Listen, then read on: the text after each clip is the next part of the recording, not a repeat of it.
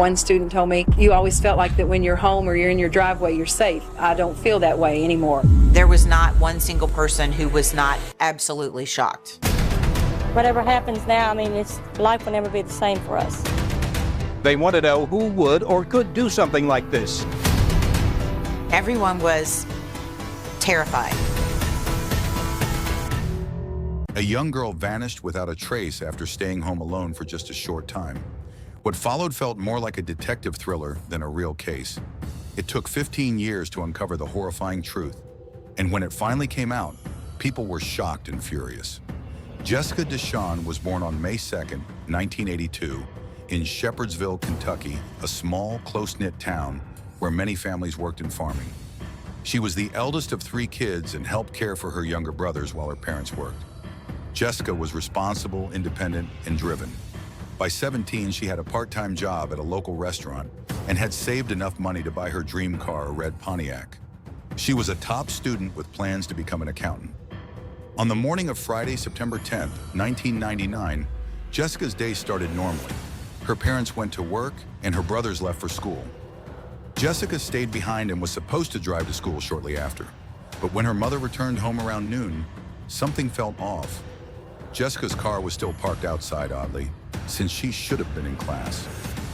Thinking she might have overslept, Jessica's mother checked her room, but it was empty. When she called Jessica's father, he said he hadn't given her a ride to school. Her mother then went to inspect Jessica's car and discovered something chilling. The driver's door was slightly open.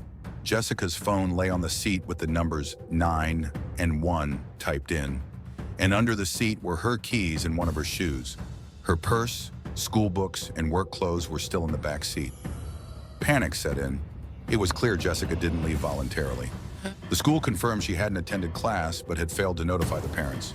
Her best friend called later to say Jessica had missed her shift at work. Fearing the worst, her parents called the police. Shockingly, the sheriff brushed it off, suggesting she just wandered off. He ignored key evidence, including the shoe left behind, and refused to open an investigation.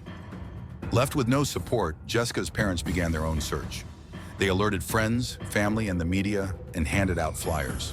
Her father and uncle searched the rough terrain near a local river, known for criminal activity, but found no trace of her. The next day, something strange happened. Jessica's younger brother came running inside, saying he heard someone crying for help. It sounded like Jessica. Her father rushed out with his shotgun and began searching. Soon after, his brother arrived, and they noticed smoke rising from their neighbor David Brooks' property. They found him burning what looked like clothing. When they asked to search his land, Brooks refused. Brooks' behavior became increasingly disturbing.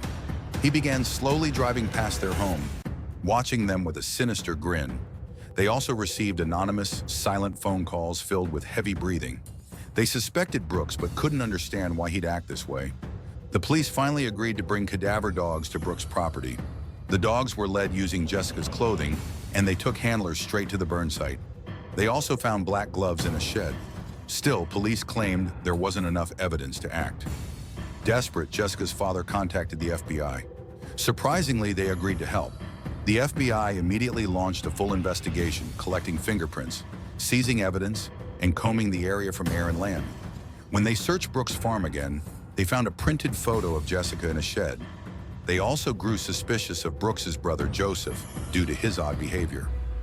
Despite everything, no solid evidence could link the brothers to the crime, so the search continued.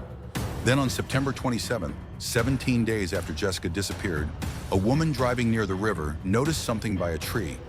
She investigated and made a horrifying discovery: a badly decomposed body. The FBI rushed to the scene. Medical experts confirmed the worst. Jessica had been strangled and beaten. Disturbingly, her limbs were removed after death, but most shocking of all, she had remained alive for up to 3 days after disappearing. Had authorities acted sooner, she might have been saved. After this grim discovery, the FBI re-interrogated Brooks. This time, his story changed. He had claimed earlier that he saw Jessica near her house that morning, casting new suspicion on him. Now he claimed he was in bed with his wife that morning. However, when detectives questioned her, she contradicted his alibi. The FBI continued to press Brooks. They asked him how he would react if his fingerprints were found on Jessica's body, although no such evidence existed. His answer raised suspicions. Then I'd have to confess everything. He later failed a polygraph test, prompting the FBI to arrest him despite the lack of concrete evidence. Things got worse for the prosecution when it was revealed that some of Jessica's limbs had been discovered near her body. But due to police negligence, those remains were not refrigerated as instructed and decomposed, likely destroying any DNA evidence that could have been used in court. Without strong evidence, the jury failed to reach a unanimous decision, and Brooks walked free. According to state law, he couldn't be tried again unless new evidence came to light. For Jessica's family, it was a devastating outcome. They believed Brooks was guilty and blamed the authorities for mishandling the case. Years passed and the case was eventually abandoned until 2012. That year, a new detective named Lynn Hunt joined the local police force and was tasked with re-examining cold cases. She chose to focus on Jessica's. Reviewing the files, Hunt was shocked by the sheer incompetence of the original investigators.